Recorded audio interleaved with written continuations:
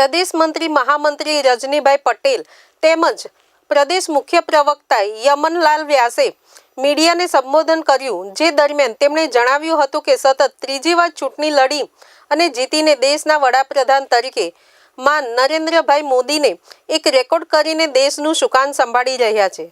26 સપ્ટેમ્બરથી 2 ઓક્ટોબર દરમિયાન ડોક્ટર બાલાસુબ્રમણ્યમ દ્વારા લખાયેલા પુસ્તક પાવર વિથિંગ તેમના લાંબા જાહેર જીવન દરમિયાન માનનીય વડાપ્રધાનની વહીવટ કુશળતાનું વિશ્લેષણ કરતા આ પુસ્તકના વિષય વસ્તુ આધારિત પરિસંવાદ કાર્યક્રમ યોજાશે। સ્થાનિક વન વિભાગ સાથે સંકલન કરીને તેમજ સામાજિક સંસ્થાઓને સાથે રાખી એક વિશાળ વૃક્ષારોપણ અભિયાન અને એક પેડમાં એક નામ અભિયાન કાર્યક્રમ તારીખ 17 સપ્ટેમ્બરથી 2 ઓક્ટોબર દરમિયાન યોજાશે। તે ઉપરાંત આવા વિવિધ કાર્યક્રમો સેવા પખવાડિક દરમિયાન ઉજવવામાં આવશે।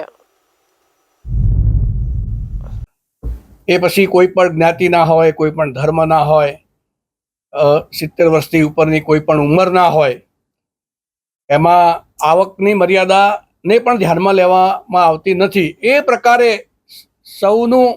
સૌને આયુષ્માન કાર્ડમાં સામેલ કરીને આવા તમામનું એમને જે મેડિકલ ટ્રીટમેન્ટ કરવાની ઓપરેશન સહિતની છે થાય એ પ્રકારની જોગવાઈ એમણે કરી છે। ત્યારે આવા તમામ દર્દીઓ 60 વર્ષથી ઉપરના મહિલા દર્દીઓ એમની માટે પાર્ટી દ્વારા આ પ્રકારનો કાર્યક્રમ કરવામાં આવશે।